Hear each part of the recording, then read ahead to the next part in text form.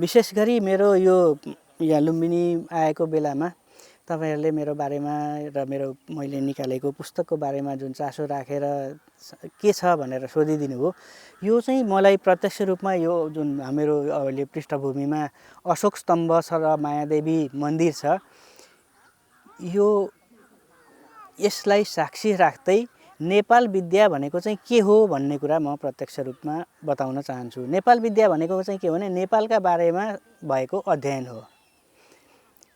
नेपालका बारेमा भएको अध्ययन हो र यो चाहिँ के हो, त्यो अध्ययन मात्रै होइन, यो चाहिँ के हो भने अध्ययन, अध्यापन र अनुसन्धानको एउटा छुट्टै विधा हो भनेर विधा निर्माण गरेको छ यस पुस्तकमा।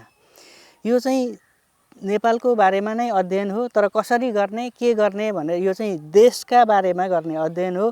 देशका बारेमा अध्ययन गर्ने अरू पनि अध्ययनहरू भएका छन्, नभएका होइनन्, धेरै नेपाल अध्ययन भएका छन्, नेपालका बारेमा छन्, तर त्यसलाई देश विशेषको रूपमा विधागत रूपमा अध्ययन गर्नका लागि विधा निर्माण गरेको छ। त्यो विधा निर्माण गर्नका लागि अरू देशहरूका सँग चाहिँ यससँग सम्बन्धित अध्ययन भएको छ कि छैन भन्ने कुराको खोजी भएको छ। प्रशस्त त्यस्ता सामग्रीहरू छन्।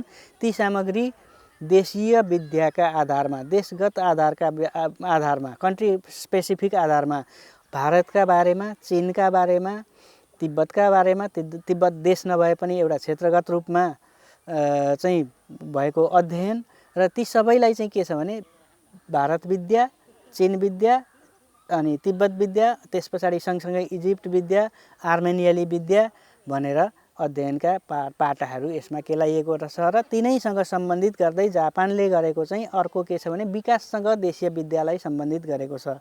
त्यो कुरालाई पनि यस पुस्तकमा समावेश गरिएको छ। यसको नेपाल विद्याको अध्ययन परम्परा, यसको अङ्ग्रेजीमा चाहिँ मैले के राखेको छु नाम भनेदेखि नेपालोलोजी थ्योरी एन्ड एप्लिकेसन्स भनेको छु। अनि यसको नेपालीमा चाहिँ नेपाल विद्या सिद्धान्त र प्रयोग हो समग्रमा यसको पुरा नाम। पहिलो लुम्बिनी र कपिलवस्तुको राजनीतिक उत्खनन भन्ने शीर्षकको छ। त्यो चाहिँ के हो भने जति बेला बुद्धको जन्मस्थल लुम्बिनी पत्ता लागिसकेको थिएन, त्यति बेला पत्ता लगाउनका लागि बेलायती शासकहरूले, बेलायती शासक भन्नुको अर्थ के हो भने भारतमा चाहिँ साम्राज्य जमाएर जुन बसेका शासकहरू थिए उनीहरूले चाहिँ त्यसका खोज्दै थिए, पुरातत्वका सामग्रीहरू खोज्दै थिए। अनि त्यो खोज्ने क्रममा चाहिँ लुम्बिनी कहाँ पर्छ भनेर भन्ने चासोको जुन चिनिया यात्रीहरूले उल्लेख गरेको सन्दर्भका आधारमा उनीहरू खोज्दै थिए। सियान र हुएनसाङले उल्लेख गरेका लुम्बिनी क्षेत्रका भ्रमणका बारेमा उहाँहरूले जुन उल्लेख गरेको सामग्री थियो त्यो सामग्रीका बारेमा लुम्बिनी कहाँ पर्छ, अरू बुद्धसँग सम्बन्धित जीवन कपिलवस्तु कहाँ पर्छ भनेर भन्ने खोजी हुँदै थियो। त्यो खोजी गर्ने ठाउँमा नेपाल र एकजना बेलायती नै कर्मचारी हो, तर उनी राष्ट्रियताका आधारमा चाहिँ जर्मन थिए, एन्टोन एलोइस फुहरर भन्ने र खड्गशमशेरले, तत्कालीन पाल्पाका बडा हाकिम खड्गशमशेरले अशोक स्तम्भ पत्ता लगाइसकेपछि त्योभन्दा अगाडि खोजीको क्रममा भएको उनीहरूका बीचमा भएको राजनीति, उनीहरूका बीचमा भएको द्वन्द्व, उनीहरूका बीचमा भएको खिचातानी लडाईँ र त्यस पछाडि नेपालमा लुम्बिनीको हो भन्ने अशोक स्तम्भ पत्ता लगाइसकेपछि फुहररमाथि गरेको अन्याय र अत्याचार, उनलाई जागिरबाट बर्खास्त गर्ने, उनले जुन रिपोर्ट लेखेका थिए त्यो यो यहाँ चाहिँ पर्छ, नेपालमा लुम्बिनी र कपिलवस्तु चाहिँ नेपालमा पर्छ, अशोक स्तम्भ पत्ता लागेको भन्ने जुन रिपोर्ट थियो त्यो रिपोर्टलाई पनि उनीहरूले प्रतिबन्ध लगाए, बजारमा गएको प्रति पनि फिर्ता गरे र फुहररलाई चाहिँ राजीनामा गर्न बाध्य पारे। अनि त्यस पछाडि चाहिँ के गरे भने उनीहरूले आफ्नै मान्छेलाई पठाए, पीसी मुखर्जी भने पुरातत्वविद हुन्, उनलाई पठाए। उनलाई पठाउँदाखेरि यहाँ उनले आएर खन्दै गर्दाखेरि, त्यो लौराकोटमा उत्खनन गर्दै गर्दाखेरि फेरि के भयो, उनीहरूका बीचमा एकजना वाद्देल भन्ने अर्को एकजना थिए र अर्को होई भन्ने थिए, उनीहरूका बीचमा प्रतिस्पर्धा भएर उनीहरूले चाहिँ आएर खन्दै गरेको मान्छेलाई लगेर इन्डियामा थुने। त्यो चाहिँ के कारण थियो भनेदेखि सबै कुरो तिलौरा, अब लुम्बिनी त पत्ता लागिसकेको थियो, अब चाहिँ कपिलवस्तु पनि नेपालमै पर्छ भनेर भन्ने आइसकेपछि उनीहरूको त्यो इरादा आफ्नो देशमा पार्ने, बेलायतीहरूको आफ्नो देशमा पार्ने थियो। त्यो पार्नका लागि उनीहरूले यस्तो किसिमले प्रतिवेदन तयार पार भनेर निर्देशन पनि दिएका छन्। ती निर्देशनहरूका बारेमा पनि यो कुरा उल्लेख छ। सँगसँगै अर्को यहाँ नजिकै इन्डियामा पर्ने एउटा पिप्रहरवा भन्ने स्तूप छ। त्यो स्तूप चाहिँ कपिलवस्तु हो भन्ने पार्नका लागि त्यहाँ उत्खनन गर्दै गरे। त्यहाँ एउटा पेपे भन्ने परिवारको एउटा मौजा थियो। त्यो मौजामा एउटा घर थियो। त्यो घरलाई चाहिँ केन्द्रमा राखेर सबै नापजाँच चाहिँ त्यहाँबाट त्यसलाई केन्द्रमा राखेर गर्नु भनेर त्यस्तो किसिमको निर्देशन दिएका थिए। अनि त्यस पछाडि हुँदै हुँदै उनीहरू बेलायत फर्किए। सन् 1947 ब्रिटिस राज चाहिँ इन्डियाबाट फर्किसकेपछि पनि इन्डियाले पनि फेरि गरेका उत्खननहरू प्रयासहरूमा र अहिलेसम्म पनि प्रधानमन्त्रीको तहबाटसम्म पनि लुम्बिनी बुद्ध कपिलवस्तु लगायतका बुद्धस्थलका बारेमा चाहिँ जुन राजनीतिहरू भइरहेका छन् त्यस बारेमा चाहिँ खालि राजनीतिक पाटोलाई मात्रै यो किताबमा प्रयोगका सन्दर्भमा देखाइएको छ।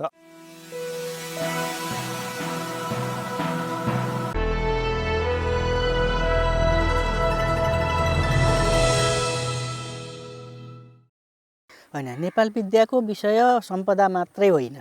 नेपाल विद्याको विषय भूगोल पनि पर्छ, नेपाल विद्याको विषय राजनीति पनि पर्छ, संस्कृति पनि पर्छ, पुरातत्व पर्छ, दर्शनहरू पर्छन्, सबै यावत कुराहरू पर्छन्। त्यसलाई अध्ययन गर्ने दृष्टिकोण चाहिँ के हो त, पाटो कस्तो हो भन्ने कुरा चाहिँ त्यसमध्येको एउटा प्रयोग चाहिँ लुम्बिनी र कपिलवस्तुको बारेमा भएको राजनीतिक पाटोलाई मात्रै उल्लेख गरेको मैले। म पुरातत्वविद होइन। त्यो धार्मिक के अरे धर्मका बारेमा अध्ययन गर्ने अध्येता पनि होइन।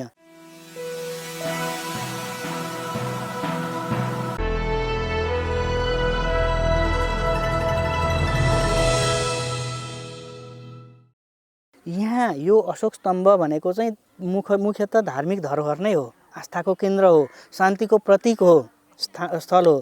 ती बेग्ला बेग्लै विषयमा पनि अरू अध्ययन हुन सक्छन्। यसमा चाहिँ के हो भनेदेखि यहाँ भएको राजनीति यो उनीहरूले यहाँ यसको महत्त्व धार्मिक आस्था नै बुझेर हो, सांस्कृतिक आस्था नै बुझेर हो उनीहरूले चाहिँ आफ्नो देशमा पार्न खोजेका थिए।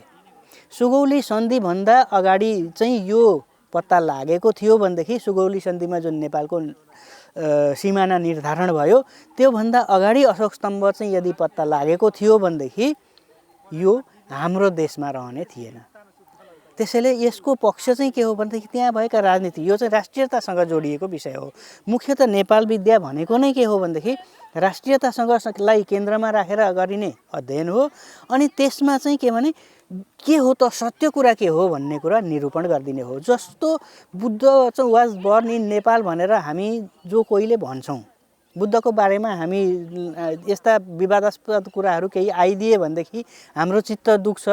त्यो कारण चाहिँ के हो त, किन यसरी भइरहेको छ, त्यसको जग के हो, सुरु के हो र अन्त्य के, अहिलेसम्म के भइरहेको छ भन्ने कुरालाई राजनीतिक पाटो चाहिँ यसमा केलाइएको हो। मूलतः अशोक स्तम्भ भनेको धर्मको र आस्थाको धरोहर नै हो।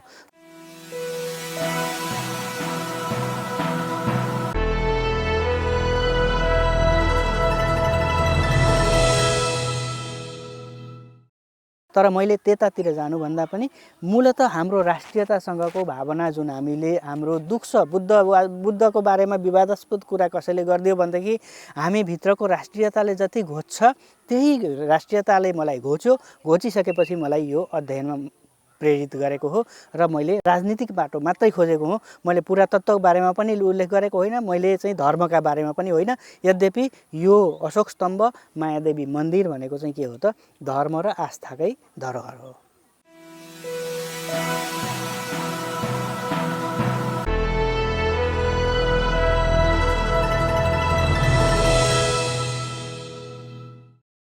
होइन, यो लुम्बिनीको बारेमा मुख्यतः के हो भने साम्राज्य विस्तार हो। बेलायत भनेको त साम्राज्य विस्तार गर्दै इन्डियासम्म आएको हो नि त। नेपालमा पनि प्रयास गरेको हो, नेपालमा नसकेकै हो। नेपालमा नसकेको पनि हो। सुगौली सन्धिमा अब सन्धि भनेको चाहिँ के हो भने लिने र दिने केही कुराहरू भए, त्यति बेलाको ऐतिहासिक पक्षसँग म जाँदिनँ। यो कुरो विवाद गर्नुको कारण चाहिँ के हो, उनीहरूले के, मलाई के लाग्छ भने त्यो त त्यति बेला त इन्डिया थिएन, त्यति बेला अहिलेको जुन इन्डिया हो त्यो इन्डिया थिएन, बेलायत थियो नि त।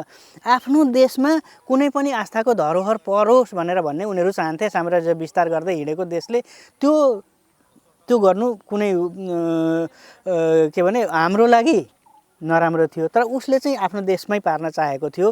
तर त्यो नपर्दाखेरि त्यसमा असफल हुँदाखेरिको चाहिँ पीडा, त्यसमा एकजना व्यक्ति चाहिँ विशेष गरी लागेको चाहिँ भिन्सेन्ट स्मिथ भन्ने उनी चाहिँ इतिहासविद पनि भन्छन्। उनीहरू कर्मचारी हुन् बेलायती प्रशासनको। ती कर्मचारीले चाहिँ सबैभन्दा धेरै यो अशोक स्तम्भका बारेमा अन्याय अत्याचार र नेपालको राष्ट्रियताप्रति नै उनले चाहिँ धावा बोलेको कुराहरू मैले उनकै त सामग्रीहरूबाट यो कुरालाई मैले स्थापना गरेको छु। उनले अहिले पनि के हो भनेदेखि इन्डियाले त्यसो गर्न चाहिँ के हो भने भारतमा त धेरै लिगेसी छ, बेलायतको अब परम्परा चाहिँ अब व्यवस्थादेखि लिएर त्यहाँको कर्मचारी तन्त्रको जुन सोचाइ छ, कार्यगत रूपमा चाहिँ उनीहरूको जुन काम गर्ने शैली छ, त्यो पनि के छ त अझै पनि बेलायती परम्पराबाटै दीक्षित छ। अनि त्यो भनेको चाहिँ के हो त भने एक किसिमले साम्राज्यवादी विस्तार गर्ने नै हो। त्यही आधारमा चाहिँ के हो त अहिले पनि केही नभएर मुख्य कुरो चाहिँ अहिले के छ भने बुद्धको बारेमा चाहिँ बुद्ध भनेको व्यापार पनि हो, राजनीति पनि हो, व्यापार पनि हो। व्यापार चाहिँ कसरी भने पर्यटनका आधारमा विदेशबाट आउने पर्यटकहरू इन्डिया हुँदै जुन आउँछन् पिप्रहबाट फर्किन्छन्। लुम्बिनी उनीहरूलाई चाहिँ त्यही हो लुम्बिनी, त्यही हो कपिलवस्तु भनेर देखाइए झुटो प्रचार गरेर उतैबाट फर्काइन्छ। त्यो गर्नु चाहिँ के हो भने अहिलेको व्यापारिक स्वार्थ हो।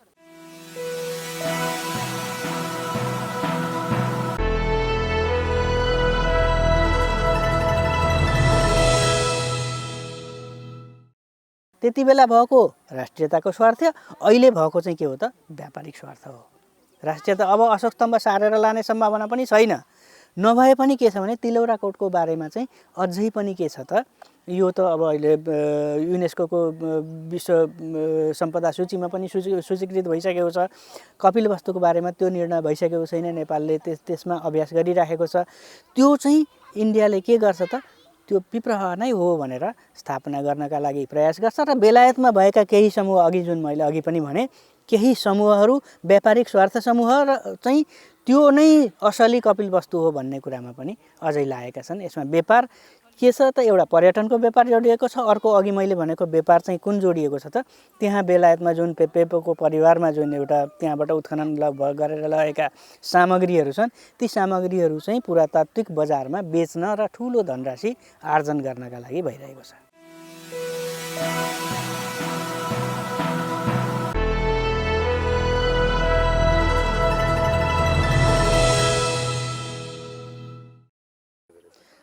होइन, मुख्य कुरो के हो भने राजनीतिले सबै कुरालाई तहस नहस गरिदिन सक्छ, तर के भने त्यति सजिलो चाहिँ छैन अब।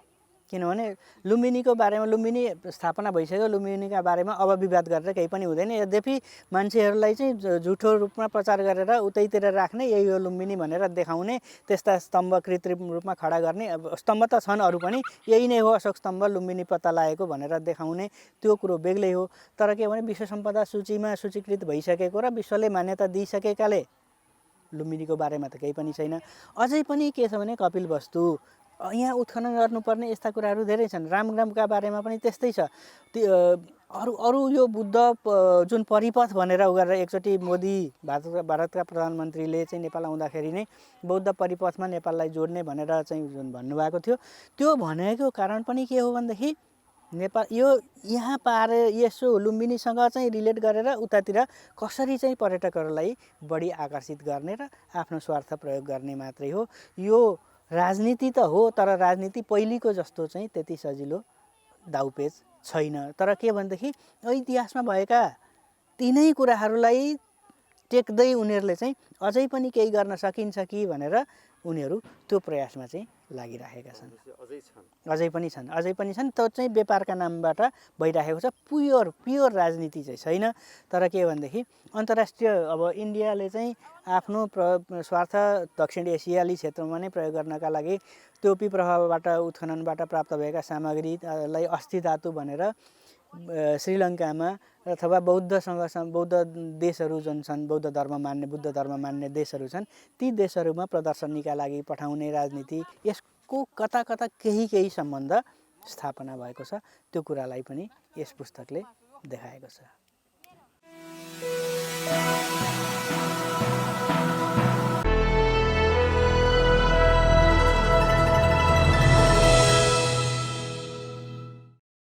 होइन, सम्पदाहरूका बारेमा खोज्ने काम मूलतः पुरातत्व विभागको हो। त्यसमा पुरातत्वविदहरू हुन्छन्, राष्ट्रिय अन्तर्राष्ट्रिय पुरातत्वविदहरूको अझै पनि तिलौराकोटको बारेमा उत्खनन भइराखेको छ। त्यो मेरो अध्ययनको पाटो होइन, मेरो विषय क्षेत्र नै होइन त्यो, म त्यसमा अध्ययन गर्न सक्दिनँ। तर यससँग सम्बन्धित विषय क्षेत्रका मानिसहरू जो विज्ञहरू हुनुहुन्छ उहाँहरूले चाहिँ त्यो मात्रै होइन, यो चाहिँ के भनेदेखि यो बुद्ध त 29 वर्ष पछाडि चाहिँ राजपाट त्यागेर हिँडेका हुन्।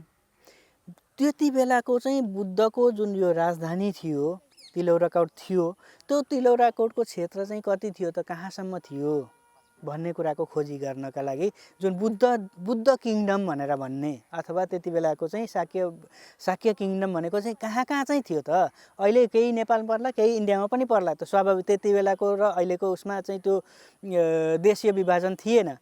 अहिले केही बुद्धका क्षेत्रहरू, बुद्धका स्थानहरू इन्डियामा पनि छन्, त्यो होइन। तर के भने समग्रमा नेपालमा चाहिँ कहाँ हो त, बुद्धले उल्लेख गरेका सामग्रीहरूका आधारमा अथवा बुद्धसँग सम्बन्धित सामग्रीका आधारमा नेपालको चाहिँ पहाडी क्षेत्रसम्म यसको सीमा विस्तार थियो, पूर्वमा कतातिर थियो, पश्चिममा कतातिर थियो भनेर त्यो एउटा बााउन्ड्रीका बारेमा अध्ययन गर्ने एउटा छुट्टै विषय हुनसक्छ।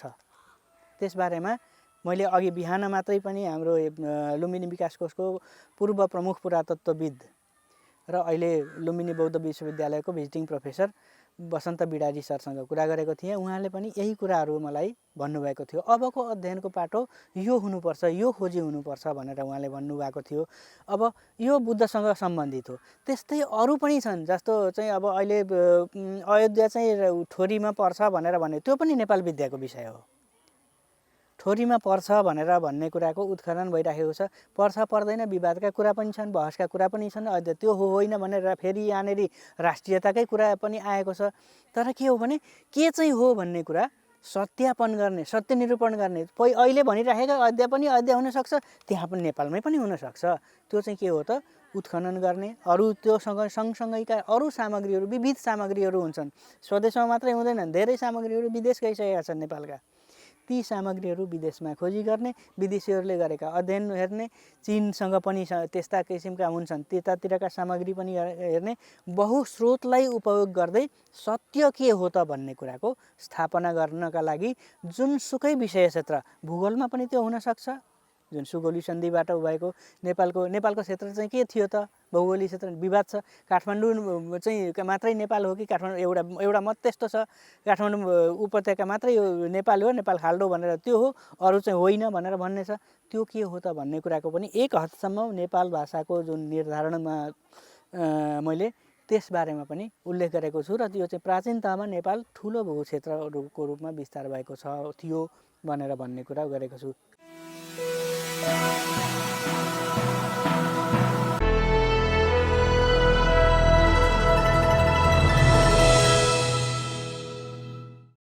भृकुटीका बारेमा केही विवादास्पद कुराहरू आएका छन्। अहिले भृकुटी चाहिँ अब उनको जुन काल छ, उनको चाहिँ समय छ, त्योसँग मेल खाँदैन ऐतिहासिक तथ्यहरूले भन्ने छ। के हो त भन्ने कुराको त्यो खोजी हुनसक्छ।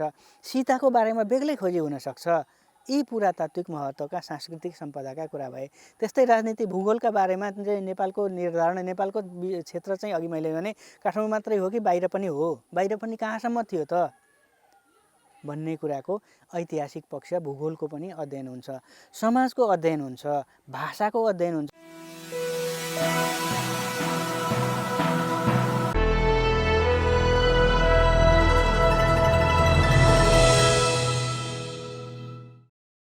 लुम्बिनीमा के छ भन्दा लुम्बिनी भनेको बुद्ध हो। बुद्ध कहाँ हो त, बुद्धको उद्भव कहाँ भयो, लुम्बिनीमा भयो। त्यसको प्रमाण कहाँ छ, यहीँ छ। के प्रमाण छ, अशोकले स्तम्भ खडा गरिदिएको बुद्धको जन्मस्थलमा चाहिँ मैले यो अशोक यहाँको कर पनि त्यहाँ लेखेको जुन ब्राह्मी लिपिमा जुन उत्कीर्ण गरेको अभिलेख छ त्यसमा चाहिँ यहाँको क्षेत्रलाई बुद्धको जन्मभूमिमा बसेको हुनाले केही चाहिँ करको छुट दिएको छु भनेर भन्ने राजा त्यति बेलाका साम्राज्य जुन थियो अशोकको, उनले प्रमाण खडा गरिदिएको विषय ठाउँ छ। सँगसँगै के छ, मायादेवीको मन्दिर छ। मायादेवीको मन्दिर, मायादेवी भनेको को हो त, बुद्धको आमा त्यति बेलाको जन्म दिँदाखेरिको प्रमाणको रूपमा रहेको मन्दिर छ। त्यसैले यो चाहिँ के हो त बुद्धप्रति आस्था राख्ने, बुद्ध धर्मप्रति आस्था राख्ने र सँगसँगै के हो त शान्तिप्रति आस्था राख्ने मानिसहरूका लागि यो एउटा अध्ययनको आफैमा विश्वविद्यालय हो, खोजीको विषय हो। धर्मका आधारमा आउने बेग्लै छ, शान्तिको खोजीमा आउनेहरूका लागि एकछिन भए पनि यहाँ आएर चाहिँ ध्यान गर्ने, मेडिटेसन गर्नेका लागि उनीहरूलाई शान्ति प्राप्त गर्ने जुन बुद्धले जसरी चाहिँ बुद्धत्व प्राप्त गर्नुभएको थियो त्यस्तै किसिमको आनन्द प्राप्त गर्ने अथवा केही ज्ञान प्राप्त गर्ने त्यसका लागि आस्थाको केन्द्र सूत्रपात गर्ने ठाउँ चाहिँ यो हो। त्यसैले यो जो लुम्बिनीका बारेमा लुम्बिनीलाई आफ्नो ठाउँमा पार्न खोज्नु, आफ्नो देशमा पार्न खोज्नुको राजनीति पनि त्यसैमा लुकेको छ।